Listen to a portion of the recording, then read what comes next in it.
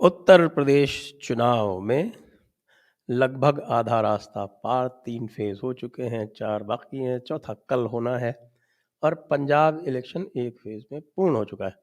तो इस mega analysis में, इस वृहद विश्लेषण में सदैव की भांति हमारे साथ ओंकार चौधरी जी, धीरेन्द्र पुंडीर जी और अभिषेक तिवारी जी जुड़ रहे हैं। अभिषेक तिवारी जी थोड़ा लेट ज्वाइन करेंगे, तो हम आरंभ कर लेते हैं पंजाब के इलेक्शन की चर्चा से। और आइए सब्सक्राइब कर लीजिए, हमें लाइक का बटन तुरंत दबा दीजिए और साथ में डिस्क्रिप्शन में जाके हमें फॉलो कर लीजिए और हमें सपोर्ट कर दीजिए।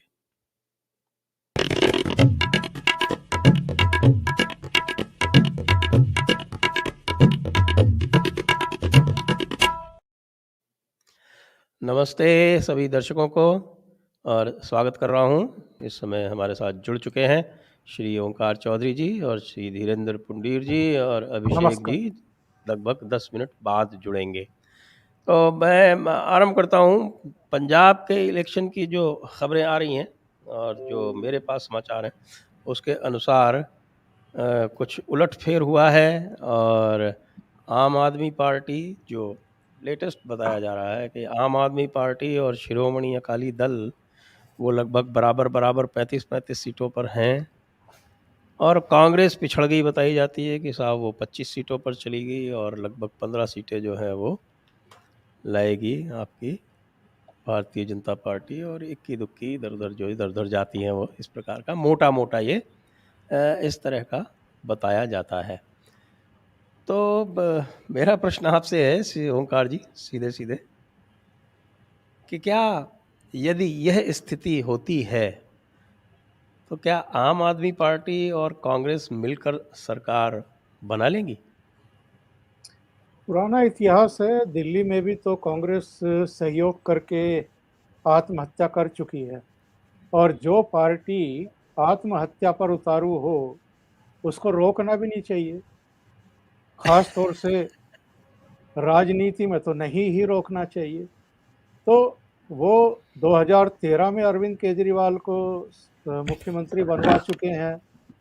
उसके बाद आपने देखा होगा जब पिछला विधानसभा चुनाव हुआ था तो दिल्ली में तब भी उन्होंने अरविंद केजरीवाल की मदद की थी। एक तरीके से चुनाव ही लड़ना बंद कर दिया था। सारे कैंडिडेट उतर गए थे, सारा कुछ हो गया था। कैंडिडेट इंतजार कर रहे थे कि राहुल गांधी और प्रियंका वाड्रा आएंगी, हमारे लिए प्रचार करेंगी, नहीं गए। एक दो जगह सिंबॉलिकली गए थे। इसी तरीके से फिर उन्होंने कांग्रेस को पश्चिम बंगाल में होम कर दिया।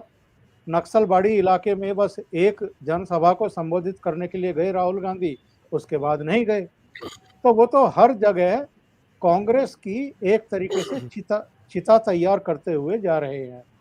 तो पंजाब में भी अगर जो सिचुएशन आप बता रहे हैं वैसी सिचुएशन आती है तो अरविंद केजरीवाल मतलब भारतीय जनता पार्टी का रास्ता रोकने के लिए और अकालियों का रास्ता रोकने के लिए वो कुछ भी कर सकते हैं। वो केजरीवाल की सरकार वहां भी बनवा सकते हैं, भले ही इसकी बहुत बड़ी कीमत उनको दिल्ली की तरह और पश्चिम बंगाल की तरह चुकानी पड़े। कई जगह वो इस तरह के कारनामे करते रहे हैं तो कर सकते हैं। पर मेरा ये कहना है, आपकी जो सूचना है निश्चित रूप से वो बहुत दिलचस्प है। पर पंजाब में जिस तरह का चुनाव हुआ है, जिस तरीके से वोट पड़े हैं, इसमें कोई भी दावा किसी के भी पक्ष में करना खतरे से खाली नहीं होगा। बहुत कंफ्यूज ये चुनाव है इस बार का। और मेरी तो कई जगह बात हुई है। मैं चूंकि चंडीगढ़ में रहा हूँ, अमर उजाला वहाँ पर मेरे ही नेतृत्व में शुरू हुआ था 99 में। तो कुछ साल मुझे वहाँ रहने का मौका मिला। चंडीगढ़, पंजाब, हिमाचल और हरियाणा। हरियाणा तो खैर बहुत लंबे समय तक रहा, पर पंजाब में भी काफ़ी समय रहने का मौका मिला। और वहाँ अमृतसर में भी, संगरूर में भी, पटियाला में भी, माझा में भी और दोआबा में भी जो बातचीत हुई है, सब कन्फ्यूज हैं, बहुत बुरी तरह कन्फ्यूज हैं। और जी, लोगों का कहना है कि सिद्धू जो हैं वो चुनाव हार सकते हैं, जी। वहाँ पर बहुत बुरा हाल है उनका। इसी तरीके से चरणजीत चन्नी को जो भदौड़ सीट पर लेकर के आया गया था कि मालवा में वो कांग्रेस की कुछ मदद करेंगे, भदौड़ में वो फंस गए हैं।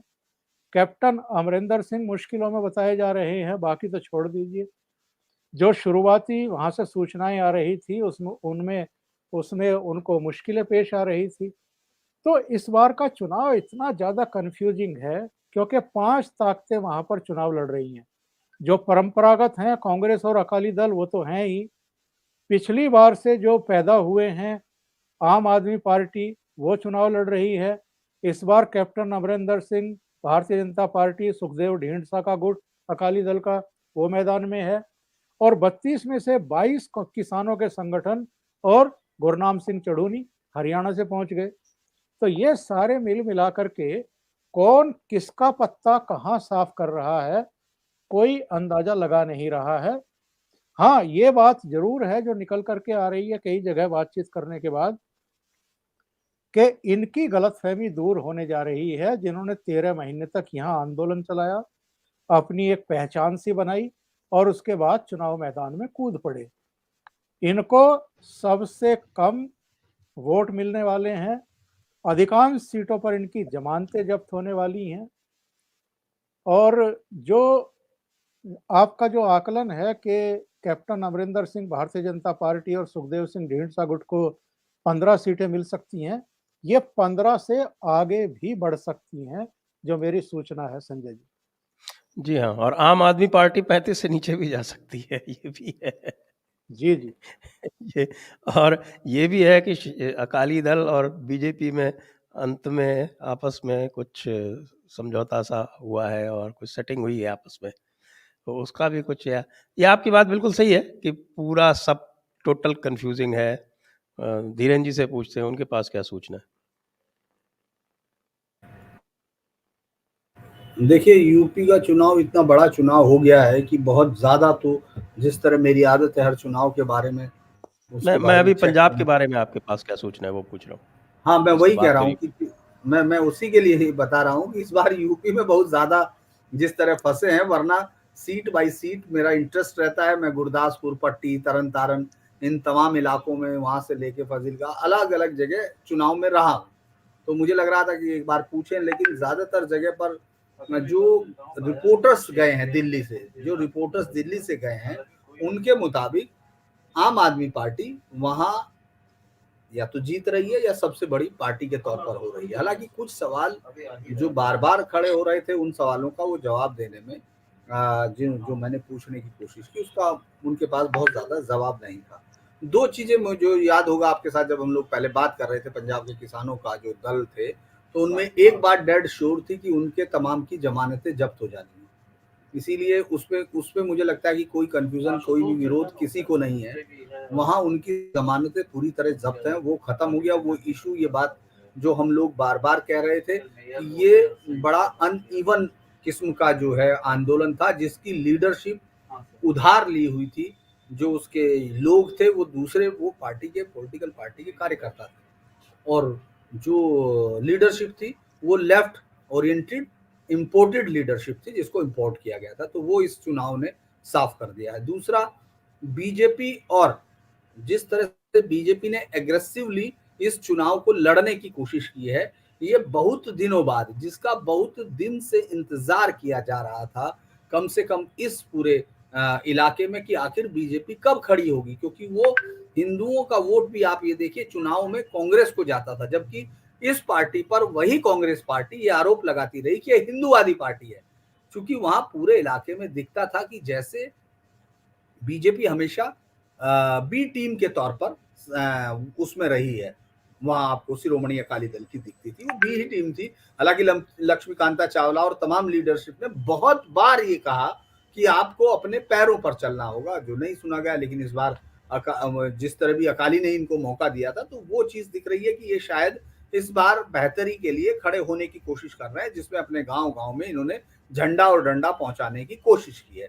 दूसरी, एक और चीज जो मुझे लग रहा है, जो मैं बातचीत के बाद कह पा रहा हूं, वो ये है कि अकाली दल अभी भी वहां इस उसमें नहीं है कि वो आम आदमी पार्टी के पास या उसके बिल्कुल बराबर पहुंच जाए। ऐसे में मुझे संदेह है, क्योंकि आम आदमी पार्टी के खिलाफ जिस तरह का इसके शिरोमणि अकाली दल के, जिस तरह करप्शन के जो इशू थे, खास तौर से सबसे बड़ा इशू वहां जिस तरह से करप्शन और वो सारी चीजें थी, वो अभी लोग भूलने को तैयार अभी तो नहीं दिख रहे जिस तरह मैं देख रहा हूँ। और चूंकि बाकी मुद्दे तो गौण हो ही गए थे, सबने देखा है कांग्रेस वहां जिस तरह से लड़ाई लड़ रही थी, वो एक ऐसी लड़ाई थी जिसमें खुद ये तय कर लें कि हमको युद्ध में जाना है, लेकिन हम जीरह बख्तर पहनना भूल जाएं, या हम तलवार लकड़ी की उठाकर युद्ध में चमकती हुई तलवार पन्नी की लेकर पहुंच जाएं। तो उस तरह से चन्नी को लेकर आ गए, और चन्नी को ये यकीन हो गया, जो मैं कई बार कहता हूं कि वो रामलीला के राम है, जिसको ये यकीन हो जाएगा कि वो मंच से उतरकर भी राम है। तो चन्नी उसी तरह से इस मेले में पहुंचे, और उनको लग रहा था कि वो एकदम उनके प्रति जो है लोगों के अंदर एक पूरा भीड़ उमड़ रही है, लेकिन मुझे लगता है ये आत्मविश्वास था। अभी भी मेरी नजर में आम आदमी पार्टी, चूंकि बदलाव के लिए उन तमाम पार्टियों से लोग निराश हैं, और वो पार्टी अभी भी उनको एक उम्मीद देती हुई दिख रही है। मैं ये नहीं कह रहा कि वो उम्मीद पूरी होगी, नहीं होगी, लेकिन वो उम्मीद देती हुई दिख रही है, और कांग्रेस फिर से सरेंडर कर देगी अगर उसके पास कुछ सीटें आई तो, और आम आदमी पार्टी को जरूरत पड़ी तो। क्योंकि बाहर कांग्रेस मतलब एक बात मैं जोड़ना चाह रहा था, जब अब बोल रहे थे ओंकार सर, कि मुझे लगता है कि चूंकि राहुल गांधी नए नए हिंदुत्व के प्रति और हिंदू के बीच का जो उन्होंने अंतर सीखा है, उसमें उनको किसी ने ये भी पढ़ाया है कि रणछोड़ दास जीत के लिए बहुत जरूरी शब्द होता है, रणछोड़ दास। तो वो ये भूल गए कि ईश्वर ने उस लीला को किस लिए किया था, और इनको जिसने भी पढ़ाया वो ये रण छोड़ रहे हैं, ये बंगाल छोड़ गए और इनको लगा ये बंगाल जीत गए, ये यूपी छोड़ गए और इनको लगा ये यूपी जीत गए, और वो अब पंजाब छोड़ रहे हैं तो इनको लग रहा है ये पंजाब जीत गए। अब वो मुझे मालूम नहीं कि इनका टीचर इनको कब बताएगा कि भाई इस तरह छोड़ने से आप जीतते नहीं, दूसरे जीतते हैं। तो रणछोड़ दास का मतलब कुछ और तो इनका जो रणछोड़ का मामला है, वो तो भगवान कृष्ण ने तो रण छोड़ा था काल यवन को मारने के लिए, ये रण छोड़ते हैं काल यवन को जिताने के लिए, बस इतना अंतर है। के लिए, हाँ, यही तो अब चलते हैं जो मुख्य मुद्दा है उत्तर प्रदेश, जिसके ऊपर सबकी दृष्टि है, सबकी नज़र है, सबकी निगाहें हैं। तो उस पर हम चलते हैं सीधे सीधे, और अभिषेक जी भी हमारे साथ जुड़ गए हैं। अभिषेक जी, आपका भी स्वागत है। आपको जल्दी तो नहीं जाना है ना? नहीं नहीं नहीं, मैं पूरा टाइम लेके आया हूँ। मैंने सिर्फ आपसे 10 मिनट एक्स्ट्रा मांगे थे क्योंकि वो लेट है, बाकी मैं अब सुबह ही जाऊंगा आज। उसके बाकी रिपोर्ट्स आ गए डॉक्टर के। जी हाँ, चलिए तो फिर हम फिर से अब उत्तर प्रदेश के बारे में ओंकार जी के साथ आरंभ करते हैं। जी जी। हमने जब पिछला कार्यक्रम किया था तो ये एक कंसेंसस बना था कि कम से कम 70 और ऊपर 80 इतनी सीटें पहले 2 फेज़ में भारतीय जनता पार्टी जीत चुकी है। अब तीसरे चरण में आप इसको कैसे देखते हैं? मैं एक बार पुनः दर्शकों को बता दूं कि ये जो तीसरा चरण था, इसमें 59 सीटें थीं। इस 59 सीटों में जो ज़िले थे वो थे एटा, कासगंज, हाथरस, मैनपुरी, फिरोज़ाबाद, फ़र्रुखाबाद, कन्नौज, उसके बाद कन्नौज के बाद कानपुर नगर, कानपुर देहात, औरैया, और उसके बाद फिर बुंदेलखंड के जालौन, हमीरपुर, महोबा, झांसी, ललितपुर। ये इनमें बहुत कम सीटें थी। पूरे बुंदेलखंड के जितने भी हैं उसमें कुल 19 सीटें, 19 में से 13 सीटें इस चुनाव में थी। बाकी 46 सीटें जो थी वो कानपुर और मैनपुरी, और मुख्यतः आप 3 क्षेत्र मान लें। एक आपका जो मैनपुरी, फ़र्रुखाबाद, फिरोज़ाबाद, इटावा जहाँ यादव अधिक संख्या में, एक लोधों का क्षेत्र जो एटा, कासगंज, हाथरस जहाँ पर लोध डोमिनेट करते हैं, और उसके बाद हेवी ओबीसी डोमिनेटेड क्षेत्र जो है वो है आपके कन्नौज, औरैया, कानपुर देहात, और ऑफ कोर्स उत्तर प्रदेश की सबसे अधिक जनसंख्या वाला नगर कानपुर, और बुंदेलखंड की 13 सीटें। ये मोटा मोटा ये इस प्रकार का वहाँ था। उसमें से 49 सीटें 2017 में भारतीय जनता पार्टी जीती थी। इस बार क्या लग रहा है ओंकार जी? मेरे हिसाब से तो साहब भारतीय जनता पार्टी को कोई बड़ा नुकसान इस चरण में भी नहीं होने जा रहा है।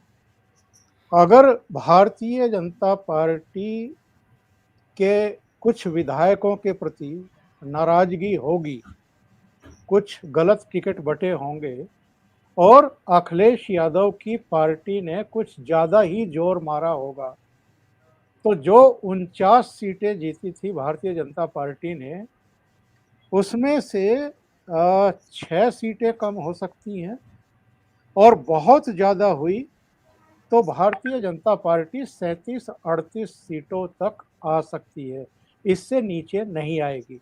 मेरा मानना ये है कि भारतीय जनता पार्टी इस बार भी इन 3 चरणों में 37 से 43 सीटें जीतने वाली है और जो सीटें उसकी स्ट्रॉन्ग मैं देख रहा हूँ वो हाथरस है, टुंडला है, जसराना है, फिरोजाबाद है, शिकोहाबाद है, कासगंज है, अमापुर है, अलीगंज है, इसके अलावा एटा है, मारहरा है, जलेसर है, भोगांव में वो फिर से जीत सकती है, छिबरा मऊ है, तिरवा है, कन्नौज है, औरैया है, रसूलाबाद है, अकबरपुर रानिया है, सिकंदरा है, बिल्लौर है, बिठूर, यहाँ से कानपुर शुरू होता है, कल्याणपुर, गोविंद नगर, किदवई नगर भी फिर से जीत सकती है, महाराजपुर, घाटमपुर, माधोगढ़, कालपी, उरई, बबीना पर थोड़ा सा संदेह है पर बबीना जीत सकती है,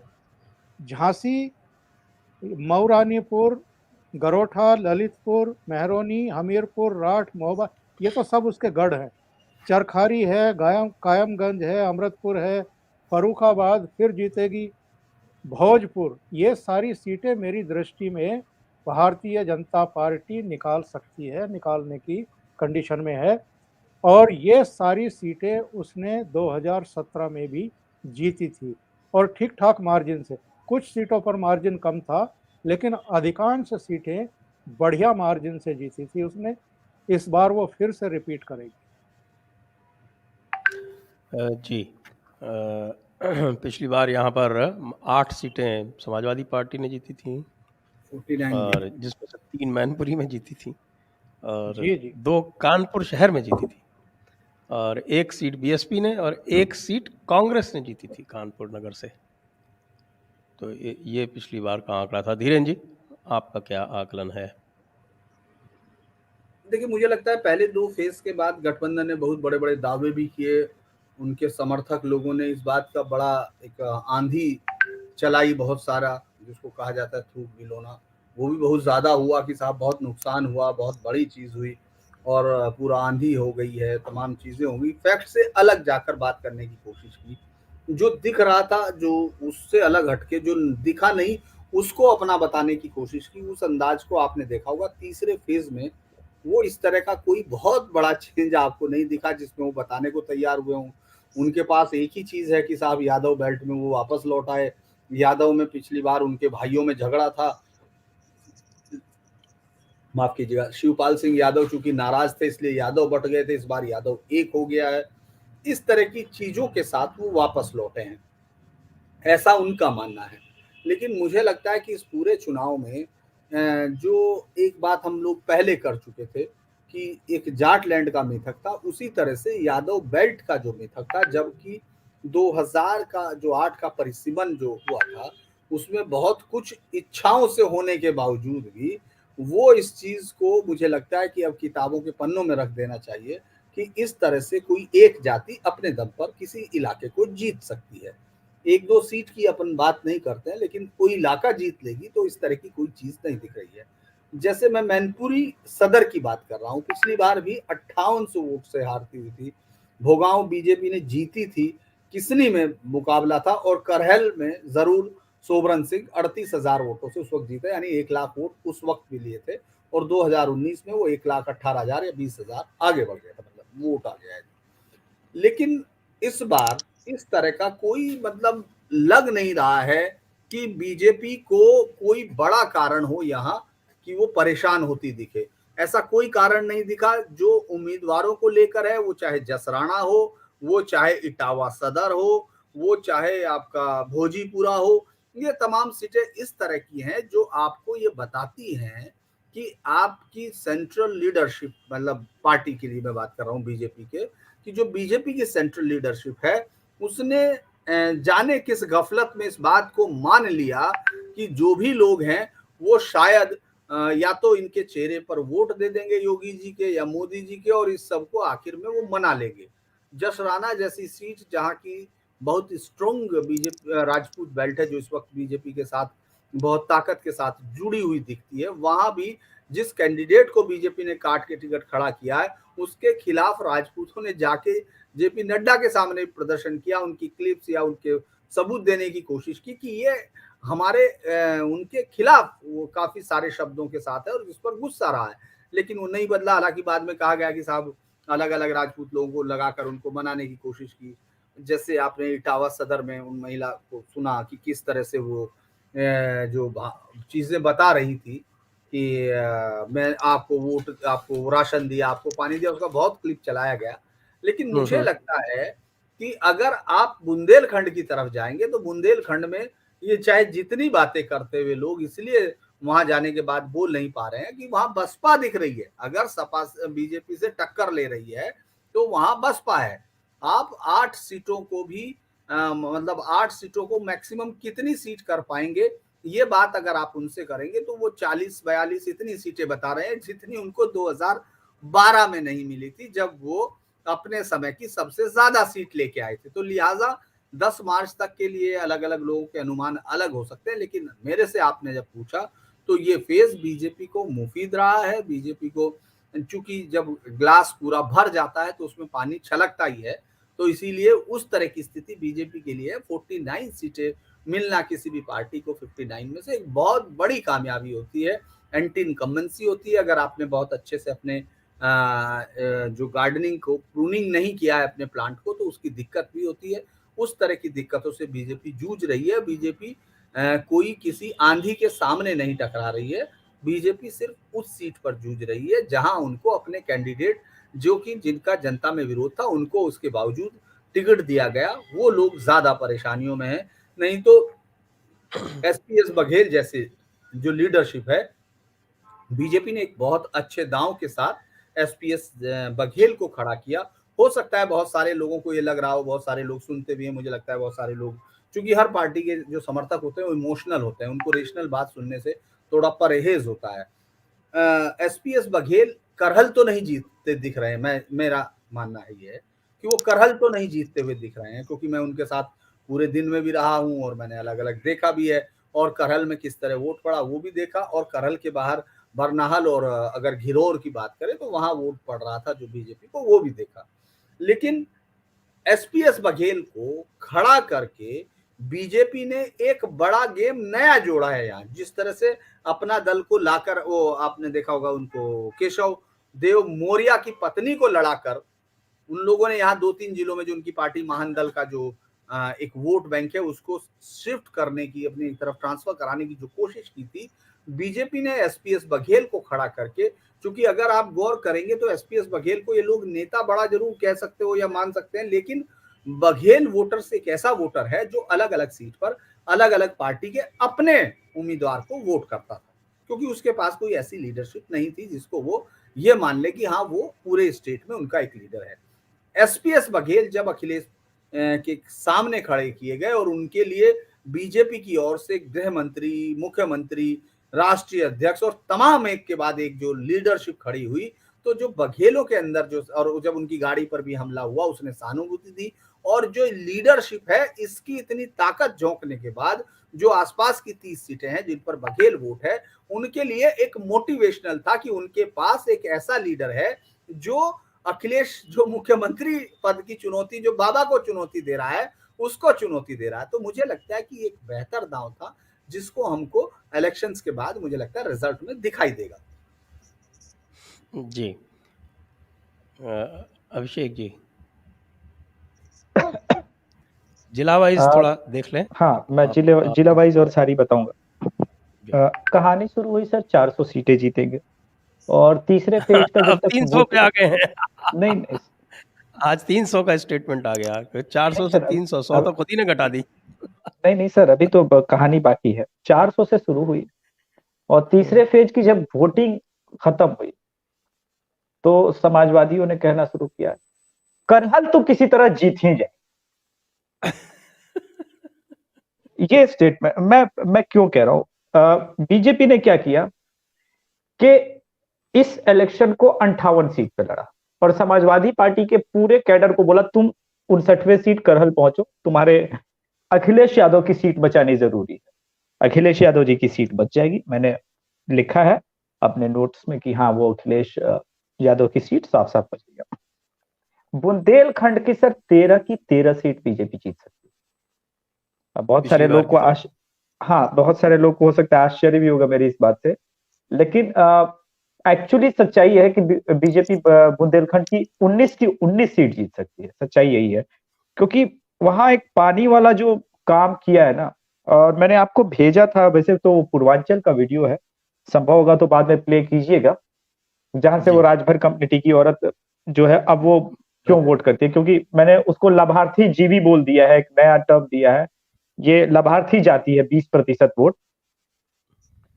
हाथरस, मैं टुंडला, कोशिश करूंगा अलीगंज। उसको चलाने की। जी। चलिए आप बोलते हैं, बोले। जसराना, टुंडला, शिकोहाबाद, सिरसागंज, हाथरस, टुंडला, अलीगंज, इन सब सीटों पे जिस तरह से बीजेपी, किदवई नगर, जिस तरह से बीजेपी ने परफॉर्म किया है सर, कई सीटों पे जैसे जसराना के बारे में था कि कैंडिडेट की नाराजगी है, और वोटिंग के समय तक सर हमारे पास जब आने लगे रिपोर्ट्स, नहीं योगी के नाम पे वोट करना है, योगी है। तो ये जो एक नया चेंज हुआ है ना सर, जिसके वजह से मैंने इस मेरे पास जो ओपिनियन पोल के फीडबैक है मेरी तरफ से, या आप ये कहिए कि जो डिस्कशन हम लोग करते हैं, तो बीजेपी 43 सीट जीत रही है और 6 पे फाइट कर रही है, जिसमें उनको मैंने एज दिया। कानपुर नगर बताएं। कानपुर नगर में सर बीजेपी की सिर्फ एक 10 सीट सीट। फंसेगा। हाँ, 10 में से एक फंसेगा सर। अ, वो कांग्रेस की पुरानी वाली सीट जो है जिसपे कांग्रेस जीती थी, वहां बाकी 9 सीट बीजेपी जीत सकती है।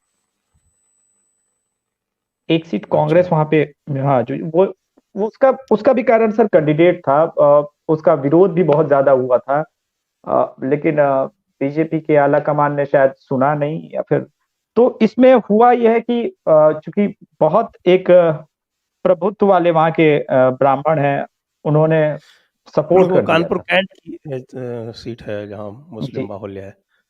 वो कांग्रेस जीती थी 9,000 वोट से पिछली बार। इस बार भी सर कांग्रेस नहीं जीतेगी, लेकिन उसका थोड़ा सा मुश्किल है। अगर अगर ये सीट भी बीजेपी की निकल तो हो सकता है कि कानपुर 10 की 10 जीत जाए। अच्छा, और जो 2 सीटें जीते थे, ये शीशा मऊ में कह रहे थे कि बीजेपी कमजोर है। नहीं, शीशा मऊ सर बीजेपी हमारे सर्वे के अनुसार कमजोर उतनी नजर आ नहीं रही है जितना लगा था सर। हुआ ये है सर, इस सीट पे दो वोटर कम्युनिटी जो है ओबीसी के, वो बीजेपी के साथ बहुत सॉलिड खड़े रहे हैं, तो यादव और थोड़े मुस्लिम के अलावे इनके पास ज्यादा वोट थे नहीं। और मैंने वो बोला है सर, वो जो 20% का वो मैं एज दे रहा हूँ वोटर का ना, जिसको आप चलाएंगे, वो सर बीएसपी का भी कुछ परंपरागत वोट इस बार बीजेपी को जाता हुआ दिख रहा है वहां से। तो ये एक बड़ा चेंज है। शीशा मऊ में तो पिछली बार भी 4% का ही अंतर था। वही कुछ ही अंतर था, लेकिन इस बार बीजेपी शीशा मुंह निकाल देगी। हाँ जी। और आपके कन्नौज इत्यादि की क्या स्थिति है? कन्नौज, फर्रुखाबाद, जहाँ यादव भी ठीक ठाक संख्या में है। सर यादव कन्नौज में ऐसा नहीं है, कन्नौज में फाइट कर रही है समाजवादी पार्टी, लेकिन फिर भी मैंने इन सब में सर बीजेपी को अपर हैंड दिया हमारी टीम की तरफ से। उसका कारण यह सर कि यादव वोट बैंक अकेला इतना मजबूत नहीं है कि वो विनिंग कॉम्बिनेशन बन सके। ठीक है, कुछ जगहों पे है, लेकिन वो कितनी सीटें हैं सर? मेरे विचार से इस पूरे क्षेत्र में समस्या ये है कि जहाँ यादव हैं वहाँ मुसलमान नहीं हैं, और जहाँ मुसलमान हैं वहाँ यादव नहीं है। ये एक बड़ी गंभीर समस्या है। नहीं, पिछली बार भी देखिए कन्नौज में पिछली बार भी बीजेपी का वोट शेयर बहुत तेजी से अप हुआ था, और अभी मेरे ख्याल से पिछली बार से 2% बीजेपी का वहां पे वोट शेयर और बढ़ रहा है। सर दिक्कत कहाँ है कि आपने कोई वोट ऐड नहीं किया है, और आप लगातार, पहले तो आपने 2 चरणों में बोला कि हमारे पास जाट भी है, हमारे पास मुस्लिम भी है, और आपने तोप छोड़ लिया। लेकिन अब यहाँ पे जाट और मुस्लिम तो है नहीं, लगभग नहीं है, और अकेला यादव कम्युनिटी अब भिड़ करके वो विनिंग कॉम्बिनेशन बन नहीं पा रहा है। वैसे 49 की 49 भी बीजेपी रिपीट कर सकती है। पहले जो यहाँ पर जीतती थी, जो भी जैसे बीएसपी जीतती थी तो उसका अच्छा एक ओबीसी कॉम्बिनेशन रहता था। जब समाजवादी भी 2012 में यहाँ पर जीती है तो उसको भी उन्होंने ओबीसी भी। और एक चीज़ मैं देखता हूँ, मैंने किसी भी चैनल पर ये डिस्कशन नहीं सुना, कहीं भी ये नहीं सुना कि जब ये 2012 की बात करते हैं तो 2012 में जो समाजवादी को वोट मिला उसमें एक तो अच्छा खासा चंक उसमें ठाकुरों का था, और एक बहुत बड़ा अट्रैक्शन था कि मुलायम सिंह यादव ने, समाजवादी पार्टी ने ये घोषणा की थी कि यदि वो सत्ता में आते हैं तो वो प्रमोशन में आरक्षण समाप्त कर देंगे। और मेरा अनुमान है कि एक अच्छा खासा चंक उनको अपर कास्ट का उसमें मिला था, क्योंकि मैंने देखा था, क्योंकि मैं तो उत्तर प्रदेश का ही हूँ ना, तो वो सारी चीज़ें जो है वो मेरे सामने आती हैं कि अति उत्साह था लोगों में। लगभग मैं तो ये मानता हूँ कि लगभग 20% 25% ब्राह्मण भी उधर गए थे, लगभग 50% आपके जो ठाकुर थे वो उधर गए थे, और बीजेपी की जो सीटें थी इसी कारण से काफ़ी कम हुई थी, और कांग्रेस की भी कम हुई थी, कि ये जो इनके जो परंपरागत बहुत सारे वोटर थे इस रिजर्वेशन के में आरक्षण समाप्त होने के वायदे से बहुत इंथुजियास्टिक थे। और उसके बाद भी चलता रहा। हमारे यहाँ एक राजस्थान में एक समता पार्टी चलती है, वो इतने उत्साहित थे कि उन्होंने अखिलेश यादव को राजस्थान आमंत्रित किया। अखिलेश यादव यदि राजस्थान आमंत्रित तो हो उस समय आ जाते तो यहाँ भी समाजवादी पार्टी खड़ी हो जाती, लेकिन वो उस समय हुआ नहीं, मुझे ध्यान है। और अखिलेश जी, जो उनकी आदत है आलसी पने की, उसमें वो आए नहीं, और यहाँ पर जो समाजवादियों ने सीटें जीतना इत्यादि शुरू किया था वो बिल्कुल फिनिश हो गई। अब यहाँ नामो निशान नहीं राजस्थान में उसका। तो ये जो फैक्टर है 2012 का, ये मैंने किसी चैनल पे नहीं सुना है आज तक। ऐसा क्यों है? सर देखिए, एक बात मैं पहले कहना चाहता हूँ राजपूत वोट पे। आज के पहले मतलब 2017 में भी राजपूत वोट बहुत ज्यादा बटा था, लेकिन इस बार जब मैं गया हूं जमीन पे, राजपूत वोटर बहुत डिटरमाइंड है कि योगी जी को लाना है। ये फीलिंग उनके अंदर भी है, इसमें कोई संदेह नहीं है। दूसरी चीज जो आपने बहुत मार्क करने वाली बात की, ब्राह्मण वोट उनको कानपुर से भी मिले थे समाजवादी पार्टी को, और 2017 में भी जो एक सीट कांग्रेस वाली सीट पे, जहां पे फाइट करके कांग्रेस थोड़ी सी वोट से जीत गई थी, वहीं से मुस्लिम वोट भी वहां पे बहुत ज्यादा है, तो उन सब वोटों पे भी ब्राह्मण वोट भी उनको मिले थे। अब आपके पास सिर्फ और सिर्फ यादव वोट है, और कुछ कहने को थोड़ा बहुत चंक, जो कि आधा 1% हो सकता है, वो वोट है। बाकी सब आपसे न केवल नाराज हैं, बल्कि वो बीजेपी के लाभार्थी योजनाओं की वजह से वो बीजेपी के पास गया। और जैसा मैंने कहा सर, जाटव वोट भी गया है। मैंने एक जाटव का भी आपको वीडियो भेजा होगा सर, जिसमें वो ठोक के कह रहा है सीना कि मैं क्यों करूंगा वोट।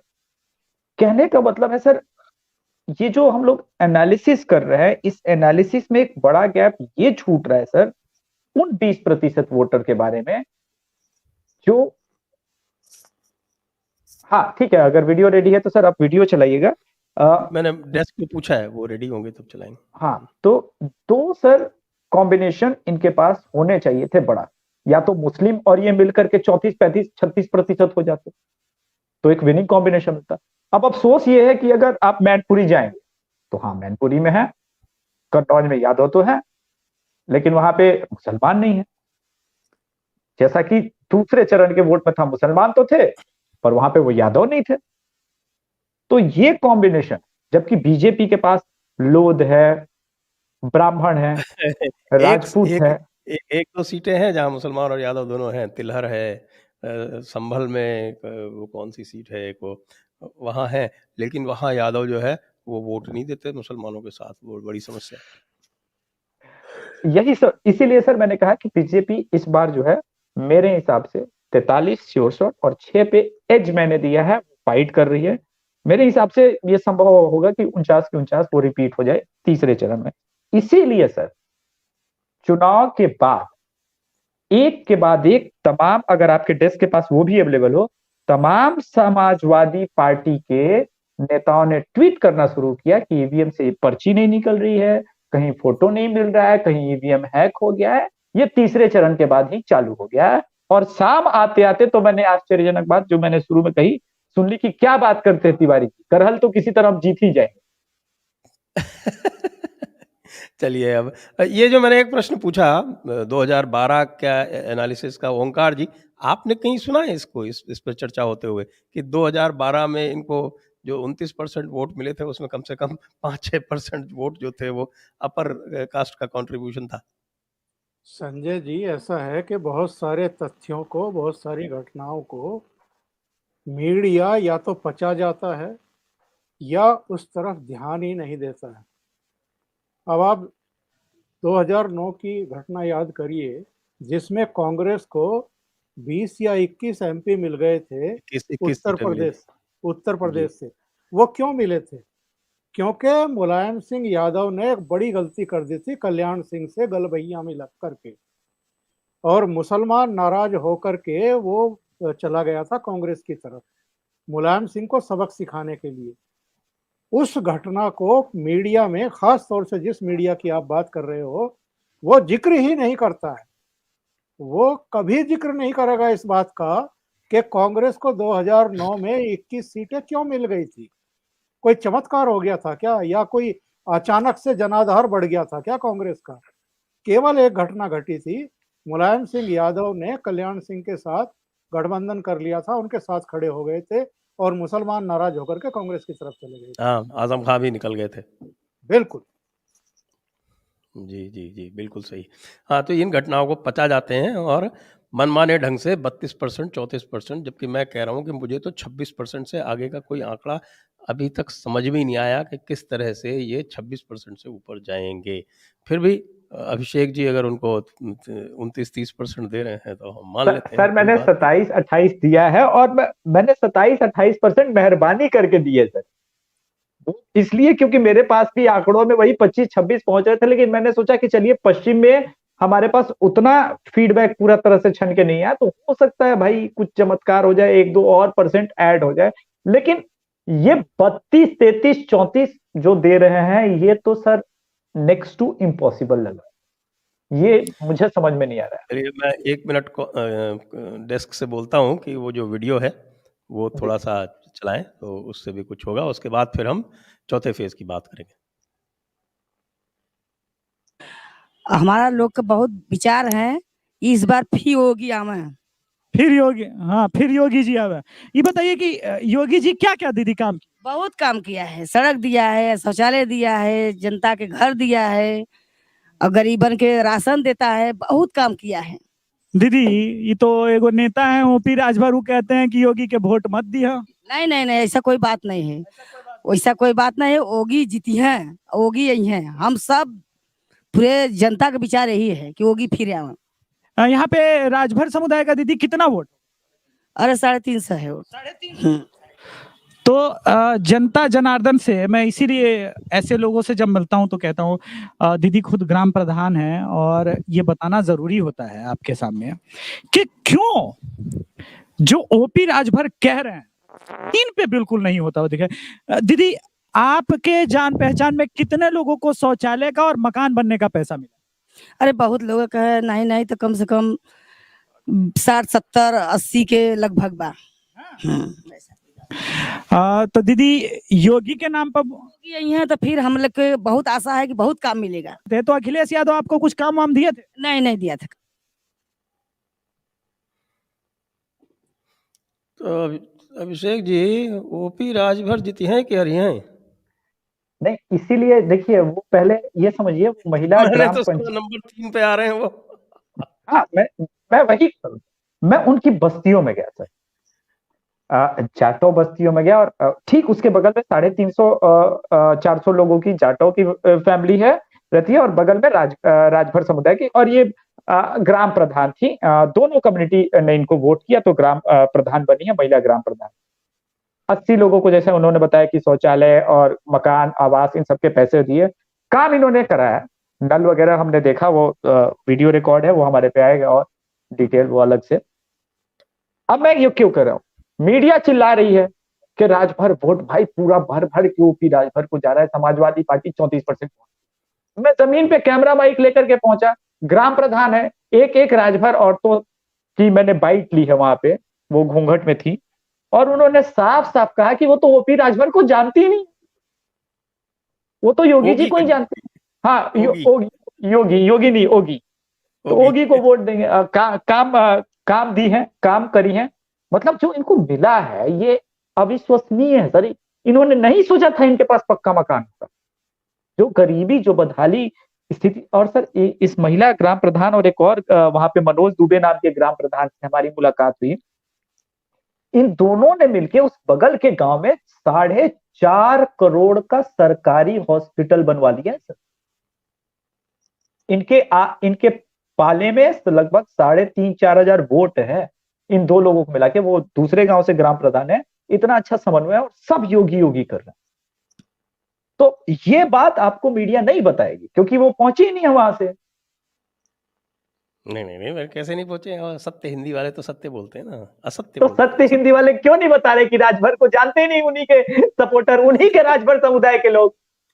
चलिए अब चलते हैं चौथे राउंड पे। चौथे राउंड के बारे में आपको सभी को निवेदन कर दूं कि चौथे राउंड में भी 59 सीटें हैं, और इन 59 सीटों में से 51 सीटें भारतीय जनता पार्टी जीती थी। कैसे? पीलीभीत की 4 की 4, लखीमपुर की 8 की 8, और आपके मेरे ख्याल से सीतापुर की भी सारी सीटें ही जीती थी। सीतापुर की एक सारी मिनट, एक मिनट मैं आपको बता देता हूँ इधर से। हाँ, रायबरेली में कांग्रेस 2 सीटें जीती थी, ये भी आश्चर्य की बात है। वो तो अदिति और हरदोई अदिति और राकेश प्रताप। हाँ। सीतापुर की 9 में से 7, एक समाजवादी जीती थी, एक बीएसपी जीती थी। हरदोई की 8 में से 7, एक सीट यहाँ पे समाजवादी जीती थी। उन्नाव जिले की 6 में से 5, एक सीट बीएसपी जीती थी। लखनऊ की 9 सीटों में से 8, मोहनलालगंज की समाजवादी सीट जीती थी, और रायबरेली की 6 सीटों में से सिर्फ 3, क्योंकि 2 सीटें कांग्रेस ने जीती थी, अदिति सिंह और राकेश सिंह दोनों अब बीजेपी से लड़ रहे हैं, और एक सीट समाजवादी पार्टी ने ऊंचा हार, वो स्वामी प्रसाद मौर्य वाली प्रसिद्ध सीट जिसमें उनके पुत्र जो थे वो चुनाव हार गए थे, और इस बार भी उनको मुझे लगता है टिकट ही नहीं मिला है। जिसके कारण स्वामी प्रसाद मौर्य छोड़ के गए थे। और रायबरेली, अमेठी इसी राउंड में, अगले राउंड में मेरे ख्याल से अमेठी इसी राउंड में, और अमेठी में 3 में से 1 समाजवादी को मिली थी। अमेठी अगले राउंड, अमेठी अगले राउंड में, हाँ ओके। तो ये आंकड़ा था, तो कुल 51 सीटें बीजेपी ने जीती थी। तो अब हम पहले ओंकार जी का मत ले लेते हैं। यह है अवध प्लस पीलीभीत। पीलीभीत वैसे अवध में नहीं आता, रोहिलखंड में आता है। नहीं, मेरी निगाह तो बरेली डिवीजन में है। मेरी निगाह तो पीलीभीत लखीमपुर खीरी पर रहेगी। बाकी जगह तो हमें पता है कि क्या परिणाम आने वाले हैं, लेकिन यहाँ खुरापात की है वरुण गांधी ने, उनकी मम्मी ने भी छिपे तौर पर। और लखीमपुर खीरी में तो वो हरी सफ़ेद टोपी वाले भी पहुंच गए थे प्रेस कॉन्फ्रेंस करने के लिए, और टैनी के बेटे की जमानत को भी वहाँ पर इश्यू बनाने की कोशिश की गई थी कि जब लखीमपुर खीरी का नंबर आ रहा है तो उनको जमानत मिल गई, उनको जमानत क्यों मिल गई। ऐसे बहुत सारे केस इनको गिनाए जा सकते हैं।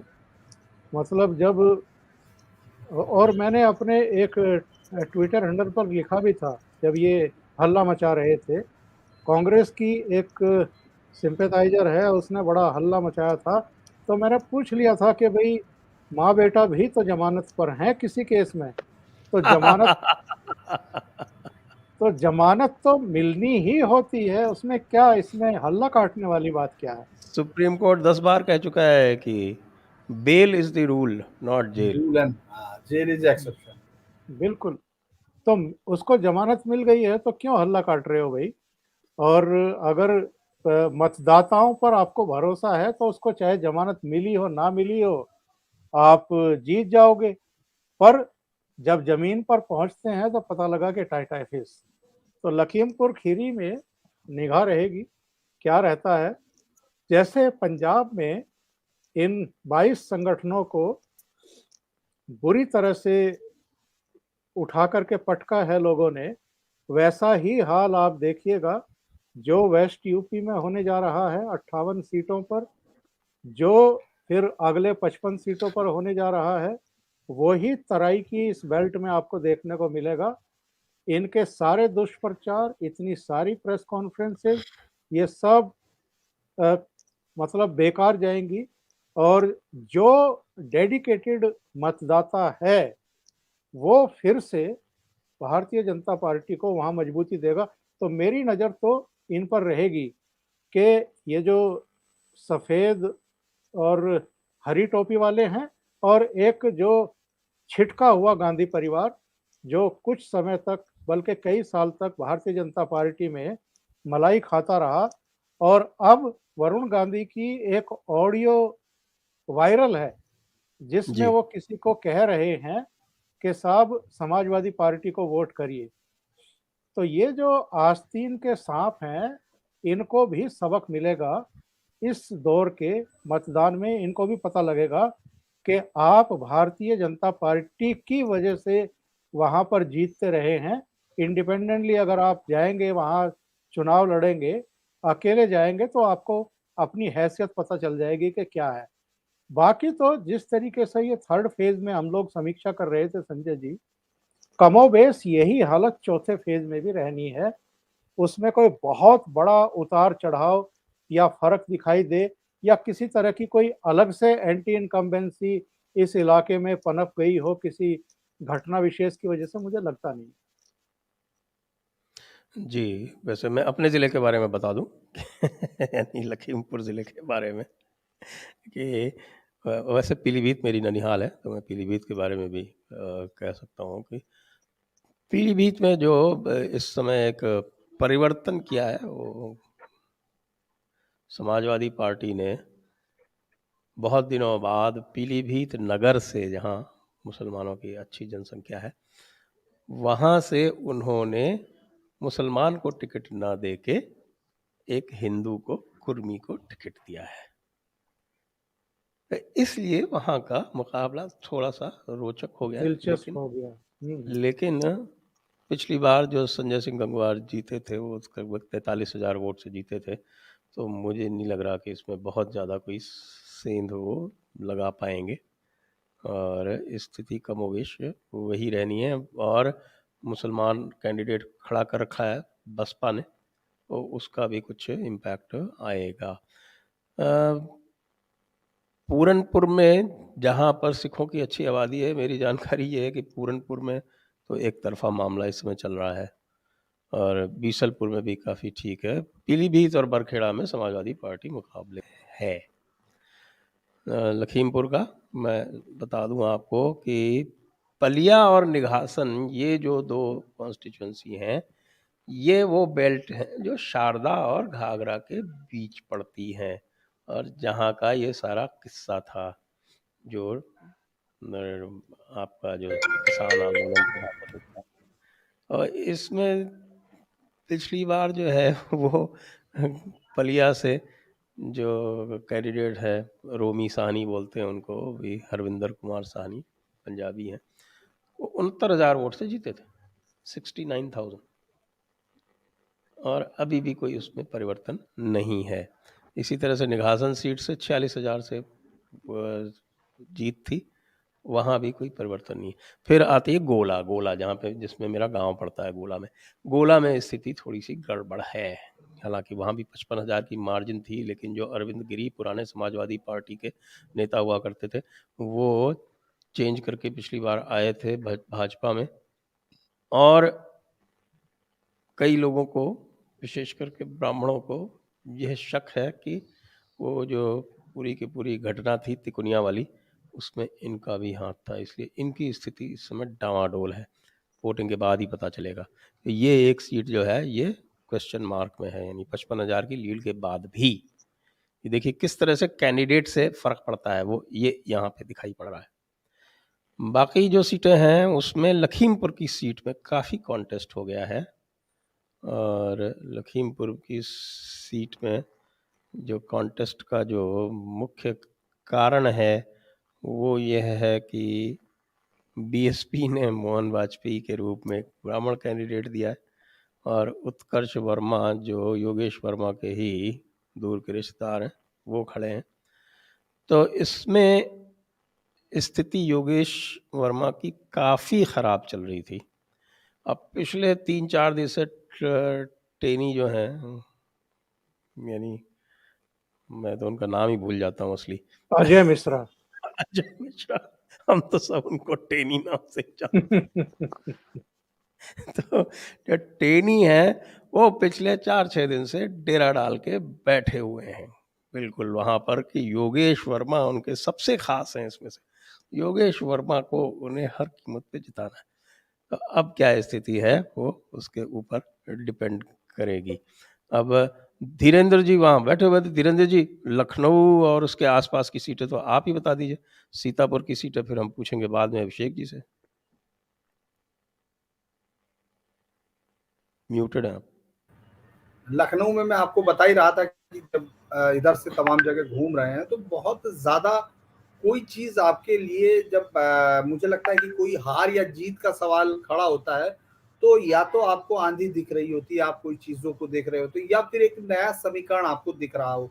तो यहाँ आकर जो पहले से ही स्ट्रॉन्ग गढ़ है, ये बीजेपी के पास पहले से है, उनके पास ताकतवर यहाँ उनकी प्रेजेंस है शुरू से ही, तो वो मुझे लगता है कि बहुत ज्यादा कोई चीज का अंतर नहीं आने की जा रहा है। लोग अलग अलग कारण जरूर घूमते हैं। मैं सुबह जब केडी सिंह बाबू स्टेडियम में घूम रहा था तो वहां सामने जो लोग थे वो भी अपने अपने गणित समझा रहे थे, और बाहर जो चाय की दुकान है, आपको याद होगा बहुत पुरानी चाय की दुकान है जो बाद में सैयद मोदी जी के मर्डर के समय जब हुआ था, वहां सामने सुबह जब वो निकल रहे थे, बाद में उसी से बहुत सारे लोगों ने, आपने देखा होगा, बाइट स्वाइट ली थी, तो उसने भी अपना गणित समझाया कि बाबू ऐसा हो सकता है।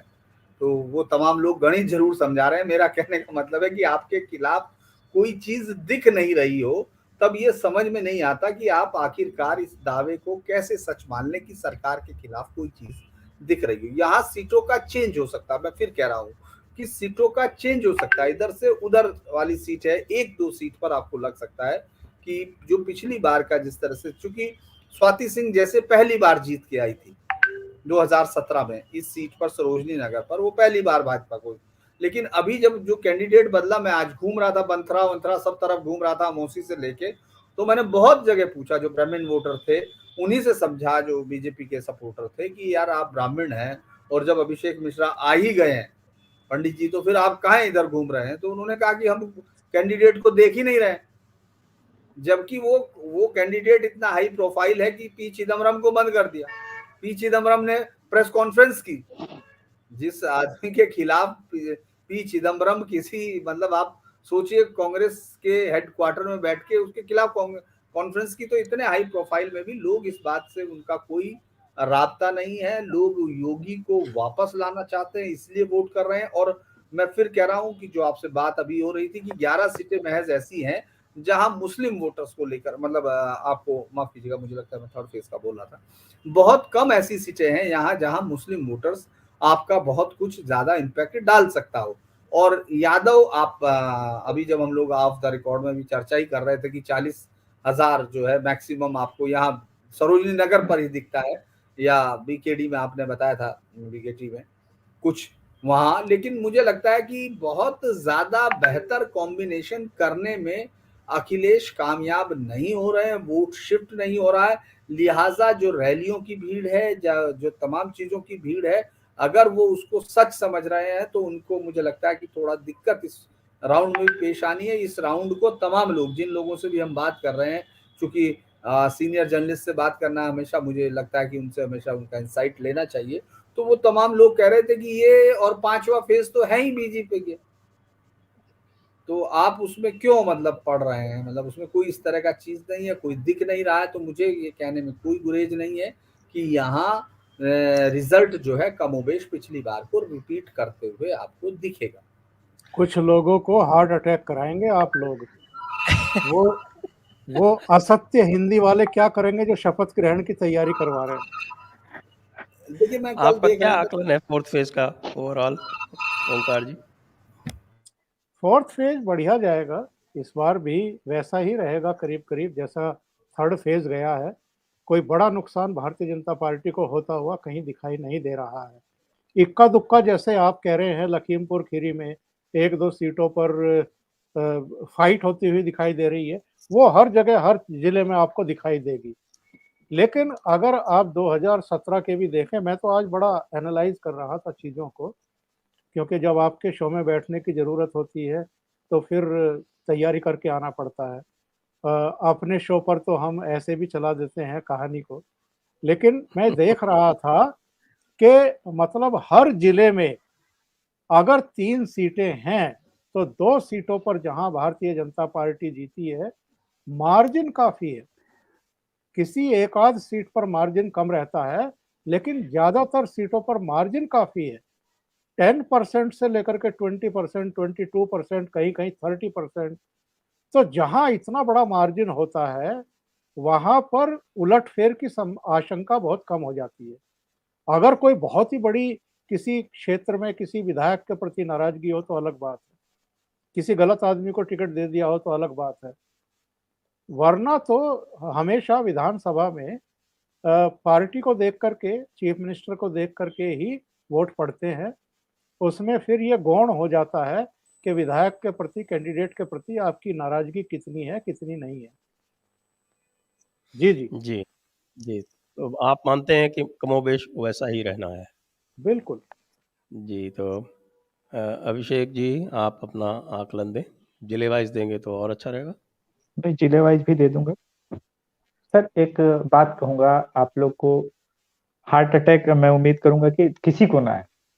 मेरे हिसाब से इस बार जो है 59 में से बीजेपी 54 सीट जीत। 54? जी 5 कौन सी हारेगी ये बता दें। पिछली बार आप सीतापुर का रिजल्ट उठाइए सर, इस बार मैं कह रहा हूँ मोहली सीतापुर तो हर 2 सीटें हर हारे थे, 9 में से 7 थी। 9 में से 7 थी ना, इस बार 9 की 9 जीतेंगे। हर एक सीट मैंने सीतापुर की, आपने बोला था कि सीतापुर का स्पेशली निकालिएगा, तो मैंने निकाल लिया है लैपटॉप पे वो आंकड़ा। इस बार सर सीतापुर में जो है ना, आप देखेंगे कि सीतापुर एकदम बनारस या गोरखपुर जैसा स्वीप रहेगा, ऐसा लगेगा आपको। मोहली जीत रही है, सीतापुर, हरगांव, लहरपुर इस बार 20वां जा रहा है, सेतवा आ रहा है, सिधौली और मिश्र, महमूदाबाद और सिधौली हारे थे शायद। महमूदाबाद और सिधौली हारे थे, इस बार महमूदाबाद और सिधौली भी जीतेंगे। सब वोट तो सर बीएसपी खा गया। तो बख्शी के तालाब में क्या होगा? सर वो तो बात की बात है वो, लेकिन लखनऊ बगल में और सिधौली के बगल में है बख्शी का तालाब। सर देखिए 2 सीट के बारे में तो मैंने आपसे बात भी की थी, शायद हम लोग शाम में बात भी कर रहे थे, प्रवेश वर्मा वाली सीट को लेकर के हमने बात की थी, और एक उसी तालाब के बारे में बात की थी। तो जहां पे चीजें बदल गई हैं तो उसका जवाब मेरे पास ये है कि सर अदिति सिंह वाला भी तो बदल गया है, वहां भी तो कांग्रेस नहीं जीत रही है, तो वो दोनों सीटें तो कवर हो गई ना। लेकिन जहां पे बीजेपी इस बार जीतती हुई नजर आ रही वो तो सर एज है ना, इसलिए मैंने कहा सर कि इस बार बीजेपी वो पिछले चरणों का जो है वो बचा करके इसमें कैरी फॉरवर्ड करेगी, जो थोड़ा बहुत नुकसान हुआ था। मेरा ऐसा मानना है, वो वोटिंग के बाद मैं और बेहतर बता पाऊंगा, लेकिन मुझे ऐसा लग रहा है कि इस बार जो है सर बीजेपी पिछला परफॉर्मेंस से भी बेहतर करेगी इस चरण। तो सिर्फ इसी में नहीं सर, 5वें का नहीं बता रहा हूँ, लेकिन 5वें में भी कर सकती है, अभी सीट नहीं बताऊंगा सर, वो तो सर। अच्छा, चलिए आप आपकी बात अगर मान ली जाए तो तीसरे चरण के बाद में जो बीजेपी है वो मिनिमम, यानी कि हम 70 125 सीटें ले रहे थे, तो मेरा मिनिमम 110 और मैक्सिमम जो है वो 130 तक जा सकती है। आप सभी लोगों का मैक्सिमम और मिनिमम ले रहा हूँ। तो ठीक है। क्योंकि 49 सीट तक आपने बोली थी तो उसको मिला के 129 हो जाती हैं। आपकी पहले 80 आ रही थी, तो 80 और मिनिमम लेके चलूँ ओंकार जी का और मिनिमम लेके चलूँ धीरेन्द्र जी का, तो भी 105 110 तो हो ही रही हैं। और चौथे चरण का ले लें तो मुझे लगता है कि आप तो लगभग मेजॉरिटी तक चौथे चरण में ही पहुंचा देंगे। 180 पहुंचा देंगे आपसे। देखिए चौथे चरण में अगर कोई ये सोच रहा है सर, ओमकार सर ने बहुत मार्क करने वाली बात बोली, और वो मैं देख रहा था, 70,000, 75,000, 65,000, 55,000 का मार्जिन है सर विधानसभा को। उत्तराखंड का थोड़ा ना चुनाव हो रहा है जहाँ 4,000 5,000 पे खेल बदल गया है। 55,000 कहाँ से सर मैनेज करेंगे? कोई ऐड वोट हुआ नहीं है अखिलेश यादव के पॉकेट में, उल्टा जो पिछला वाला कांग्रेस गठबंधन का वोट था वो अलग ही चल रहा है। अब या तो जयंत चौधरी वाला, मुझे तो कोई ये भी नहीं कह सकता कि कांग्रेस का कम से कम पूरे प्रदेश में 1-2% हर तरफ था ना वोट शेयर, लेकिन जयंत चौधरी वाला फैक्टर तो 2 चरण के बाद खत्म हो गया।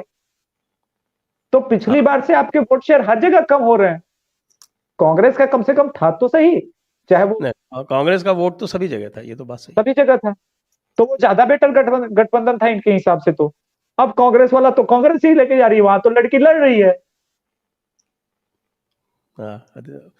रायबरेली से सफाया हो जाएगा तो बड़ा दुर्घटना होगी। पिछली बार तो अमेठी से साफ हो गए थे, इस बार रायबरेली से भी साफ हो जाएंगे, उत्तर प्रदेश से पूरी तरह साफ हो जाएंगे ऐसा लग रहा है कांग्रेस वाले। और कांग्रेस का जो ये ग्रैंड प्लान है कि वो अपनी आहुति देके और बीजेपी को नुकसान पहुंचाएंगे, वो मुझे लगता है कि दुविधा में दोनों जाएंगे, न माया मिलेगी न राम, इस प्रकार की स्थिति बन रही है। तो अब मैं एक इससे पहले कि हम दर्शकों के प्रश्नों पर चलें, मैं सभी दर्शकों से अनुरोध करना चाहता हूं जो भी देख रहे हैं। एक तो देख रहे हैं 6,500 से ऊपर, लेकिन लाइक 3,000 ही हैं, तो जो बाकी जो बंधु हैं वो कृपया लाइक का बटन दबा दें एक। और दूसरा आप सभी लोगों से अनुरोध है कि आप जहां से भी हों उत्तर प्रदेश में, यदि आपके पास आपकी कॉन्स्टिट्यूंसी का आकलन है, मतलब गेस वर्क नहीं, यदि आपके पास आकलन है तो कृपया आप कमेंट में हमसे शेयर करें, उससे भी हमें काफ़ी गाइडेंस मिलती है। आइए अब हम दर्शकों के प्रश्नों को ले लेते हैं। Ritesh Kumar, all the best for your good work for Hindu Chetna. धन्यवाद आपको रितेश जी।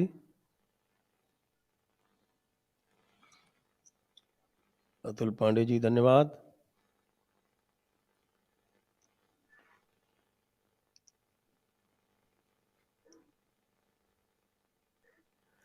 प्रणय प्रसून जी कह रहे हैं, why suddenly talk about Nitish leaving NDA after UP election?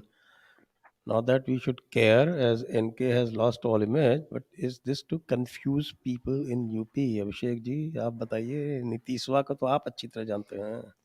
एकदम जानते हैं सर। मांगे थे, आपको पता है सर यूपी में कितना सीट ये लोग 31 सीट, 30 कितनी 31 सीट का डिमांड किए थे, 31 सीट का। तो एक तो वो दर्द जा नहीं रहा। अनुप्रिया पटेल जितनी भी नहीं है, काहे से मांगे थे ये? वहां पे तो ऑलरेडी अनुप्रिया पटेल है, तो फिर आपको पटेल वोट के लिए नीतीश कुमार की जरूरत क्या है? पहली बात तो ये। दूसरी बात, नीतीश कुमार के फेलियर के खिलाफ यहाँ पे बीजेपी के अंदर बहुत तेज आवाज उठ रही है, कार्यालय में भी और हर जगह पे। एक तो उनकी सीटें कम है और वो सीएम भी बने हैं। जिस प्रकार की मनमानी हो रही है बिहार और लॉ एंड ऑर्डर कोलैप्स होने के बाद बीजेपी के कार्यकर्ताओं को ये डर है कि बीजेपी की साफ सुथरी छवि जो है उस पे अब नीतीश कुमार की वजह से डंट लग रहा है और उनका भी कोर वोटर अगर शिफ्ट हो गया लालू प्रसाद यादव के पास, मतलब तेजस्वी के पास। सर एक बात आपको माननी पड़ेगी, वैसे तो कई नेता के बेटे राजनीति में आए हैं और अखिलेश यादव हैं, राहुल गांधी हैं, लेकिन तेजस्वी यादव वो चेहरा है जो लालू के इमेज को और वोट को बिल्कुल अपने साथ इंटैक्ट रखे। इसके अलावे अब वो ऐसे सेगमेंट में भी अपील कर रहा है धीरे धीरे जो परंपरागत रूप से आरजेडी का वोटर नहीं है। ये दूसरा परेशानी का सबब हो रहा है बीजेपी के लिए।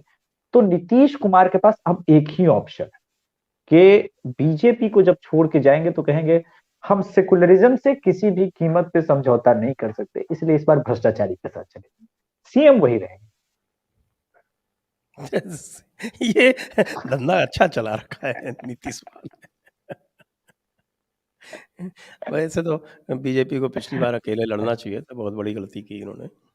मुझे लगा कि चिराग पासवान बीजेपी के लिए मुझे अभी भी ऐसा लगता है एक अच्छे एसेट साबित हो सकते हैं।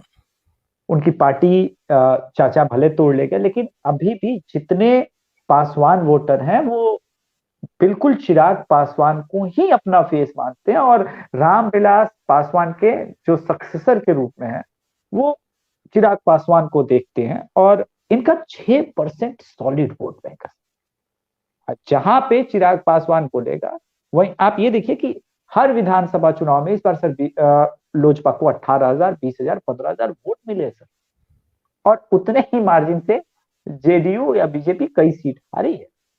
तो ये बहुत बड़ा एसेट साबित हो सकते हैं। मुझे लगता है कि बीजेपी को ही स्वयं इसके पहले वो गठबंधन तोड़े, क्योंकि यूपी वाला दुख है। आरसीपी सिंह को कुछ ज्यादा पर्सनल दुख हो गया है कि बताइए अब तो हम मास लीडर हो गए, इंडिया के लेवल के लीडर हो गए। ये नीतीश कुमार की टीम को हमेशा 4-5 सालों बाद एहसास होता है कि यार पीएम मटेरियल तो नीतीश कुमार है, मोदी क्यों है। ये हर 5 साल बाद एहसास होता है, तो कोई नई बात नहीं। सुनील कुमार, अभी के हालत देख के यही लगता है कि मोदी सरकार को सिर्फ योगी जी का क्लोनिंग लीगलाइज करना चाहिए। आपका okay, good observation, thank you. Next.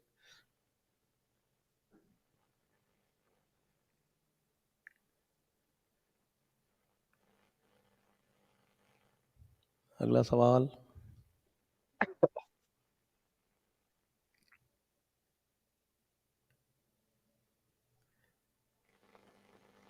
अरे हमारे डेस्क को क्या हुआ भाई, आगे चलाइए ना। हो गया।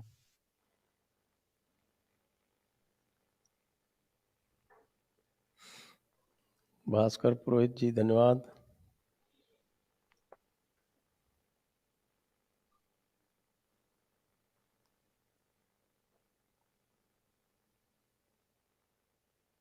रिक्तेश सावंत, एन्सेफेलाइटिस जापानी फीवर के बारे में कोई बात नहीं कर रहा है।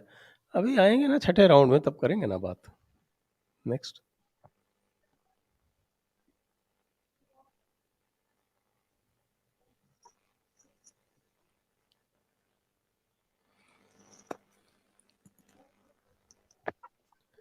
एक भ्रष्ट अधिकारियों कर्मचारियों का बहुत सारे बीजेपी के वोटरों के नाम वोटर लिस्ट से काट दिए जा रहे हैं, इसका क्या असर होगा, भीतरघात होगा क्या?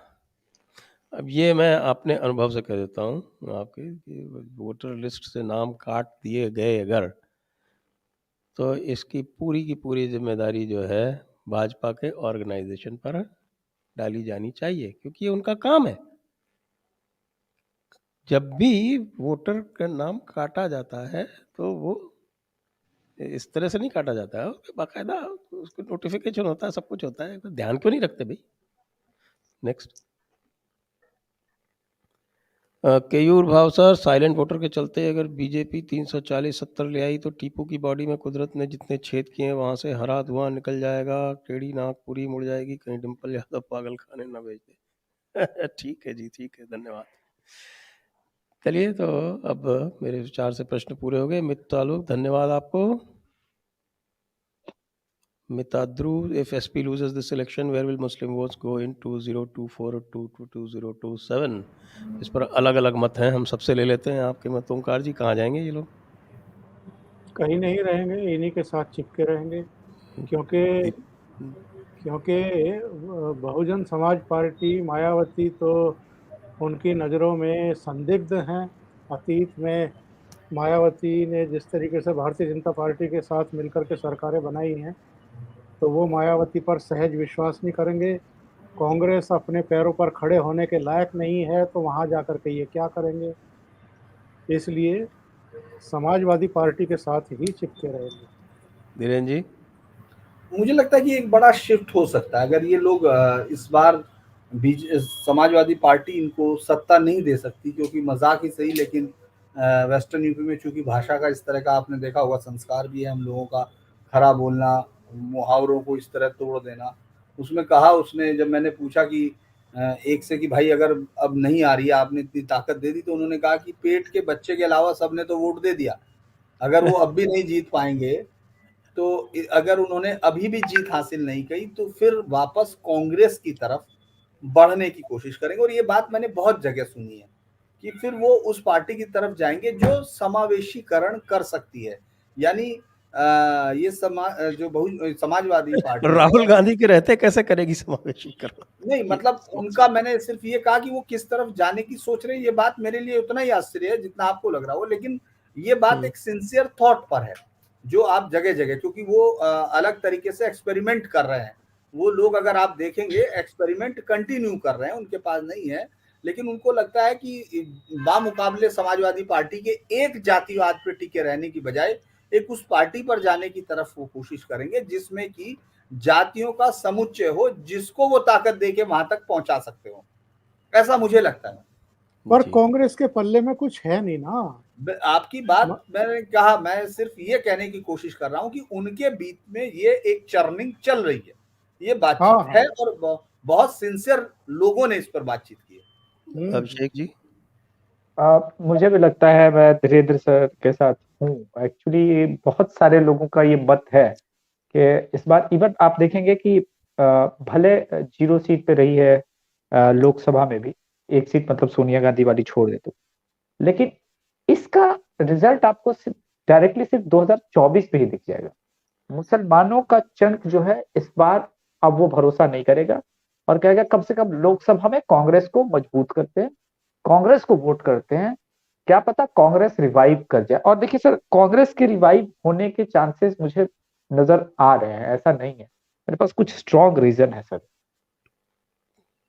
जब केंद्र सरकार के खिलाफ कहीं ना कहीं से एंटी इनकम्बेंसी थोड़ी बहुत पनपेगी और अगर कोई क्षेत्रीय दल उस वैक्यूम को फील करने के लिए प्रेजेंट नहीं रहेगा, तो लोग उसी की तरफ जाएंगे जो एक सेंटर की पार्टी है।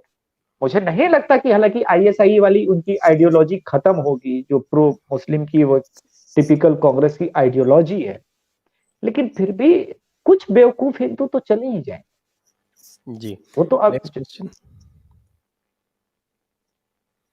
Shubham Umar, thank you.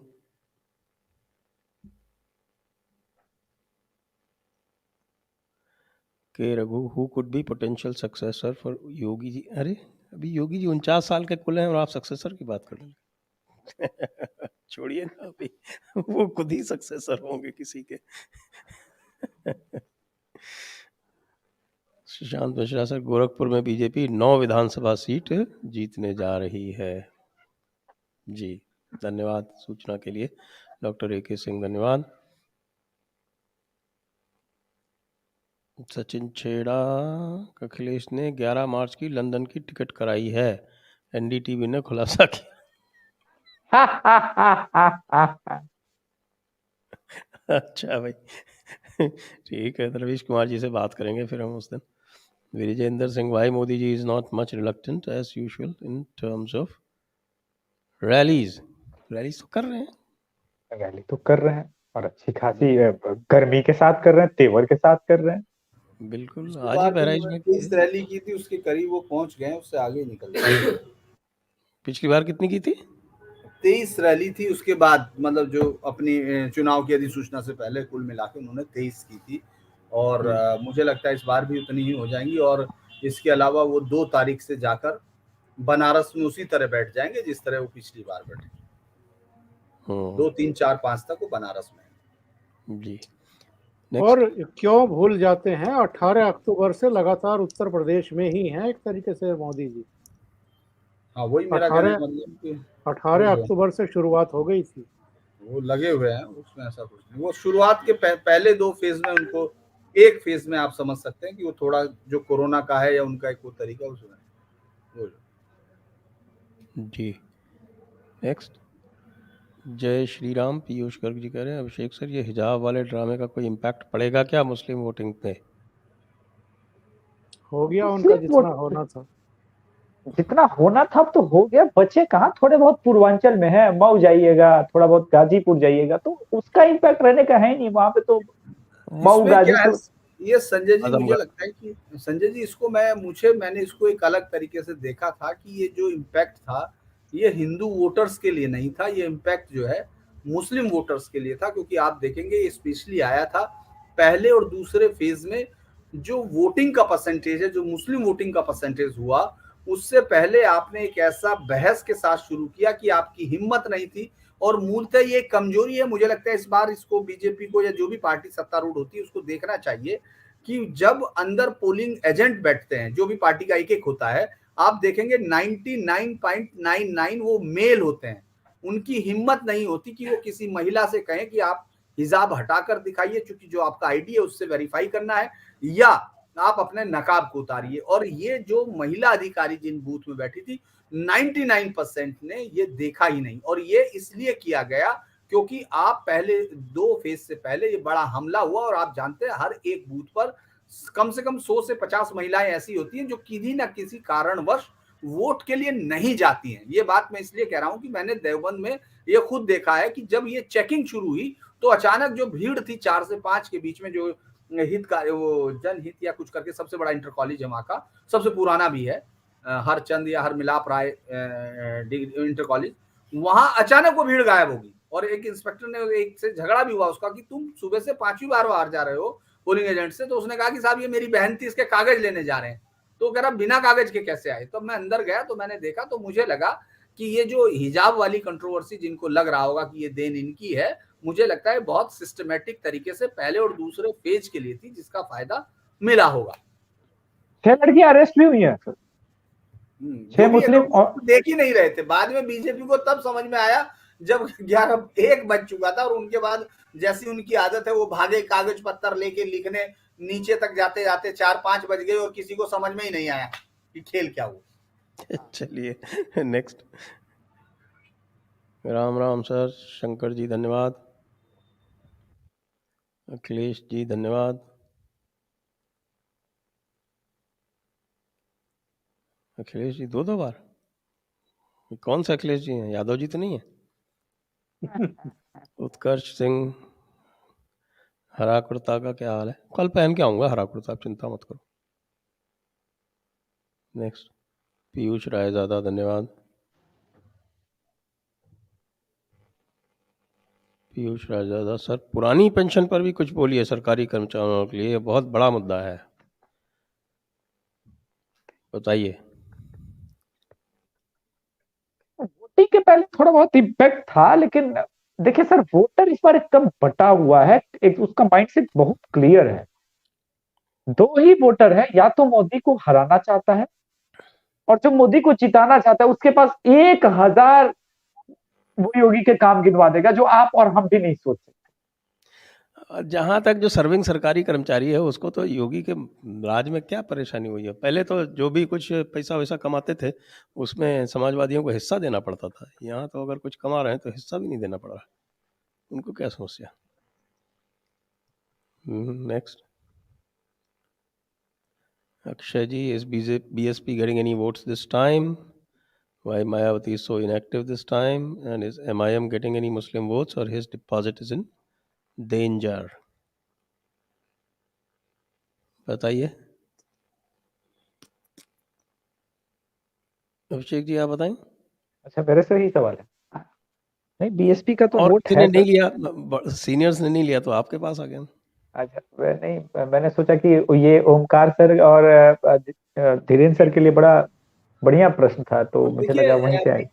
बसपा जो है एमआईएम गेटिंग मुस्लिम वोट, मुझे नहीं लगता कि एमआईएम इस बार पिछली बार की तरह संभल में जो नंबर 2 पे रही थी वो कहीं नंबर 2 होगी, अभी तो नहीं दिख रहा है इन पूरे फेज में। दूसरा कारण ये था कि वहां जियाउर रहमान बर्क लड़ रहा था, जो शफीकुर रहमान बर्क का बेटा है, तो उसको अपने आप ही 40-50 हजार वोट मिलने थे। इसके अलावा ज्यादातर मुस्लिम्स का कहना ये है, हालांकि उनको आप दिखेगा सभा में दिखेंगे, उनका कहना ये है कि अभी इनका समय नहीं आया है, यानी वो अपने दम से जीतने वाले। लेकिन एक भी आदमी उनको गाली देता हुआ नहीं दिख रहा, यानी उनकी उम्मीद जरूर है, लेकिन उसके लिए उनको संख्या चाहिए, तो वो उसके लिए वो बहुत सारी चीजें, वो मुझे लगता है कि आजमगढ़ की तरफ मुझे देखना होगा कि वहां क्या सोचा जा रहा है, लेकिन वो है।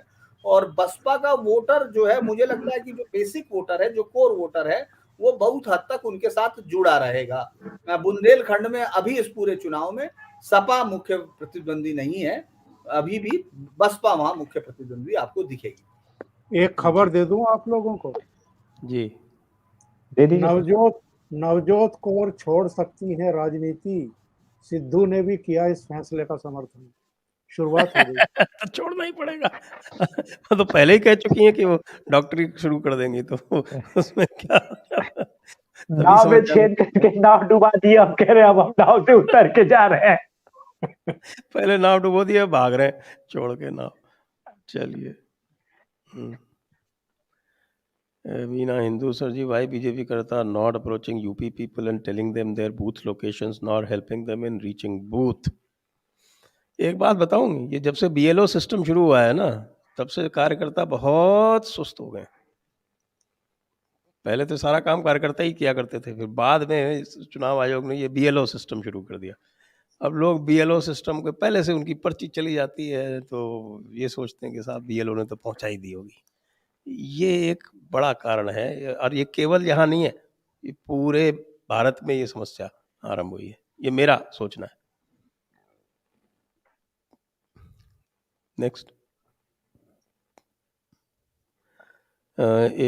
Sir, how much the Gundagardi factor will decide elections? It seems to be biggest issue for UP people. Seen so many videos where people have actually credited Yogi Sarkar. Nobody spoke about it in 2017, but many have talked about it in 2022.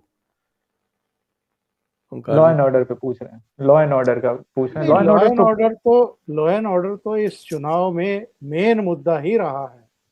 आप सबके भाषण उठाकर देख लीजिए, मोदी जी से लेकर के अमित शाह, योगी आदित्यनाथ, जितने भी इनकी लीडरशिप वहां पर चुनाव प्रचार के लिए गई है, सबने, और आम तौर पर सरकारें, सत्तारूढ़ दल लॉ एंड ऑर्डर का मामला पीछे धकेलना चाहती हैं, पर्दे के पीछे धकेल करके रखना चाहती है, क्योंकि अब तक जितनी सरकारें हुई हैं सब इसी मुद्दे पर घिरती रही हैं। ये अकेली सरकार है जो लॉ एंड ऑर्डर के मामले को ही प्रमुखता से लेकर के लोगों के बीच में गई है, और सोतीगंज हो, कैराना हो, माफिया जितने भी हैं आपके, उनके बारे में बढ़ चढ़ करके उन्होंने कहा है कि हमने लॉ एंड ऑर्डर को ठीक किया, और ये बात सही है। वैसी गुंडागर्दी तो कम से कम नहीं थी, तो इस बार का जो चुनाव है वो इसी पर लड़ा गया है।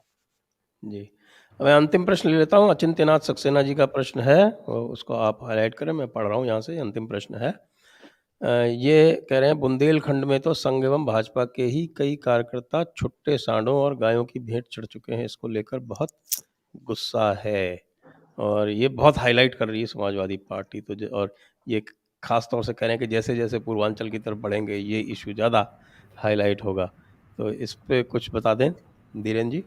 दरअसल ये एक ऐसा इशू है जिस पे आप जैसे ही पूछेंगे, आज ही का मैं बता रहा हूं, मैं गया, मैं वहां था बंथरा में, और उन्होंने उसी के सारे शुरू किया, साहब गैया रात में रखा रहे हैं, साहब टॉर्च और लाठी के बिना सो नहीं पा रहे हैं, सर नींद उड़ गई, लाइट वो। मैंने कहा कि फिर इसमें करेंगे क्या, ये बताइए।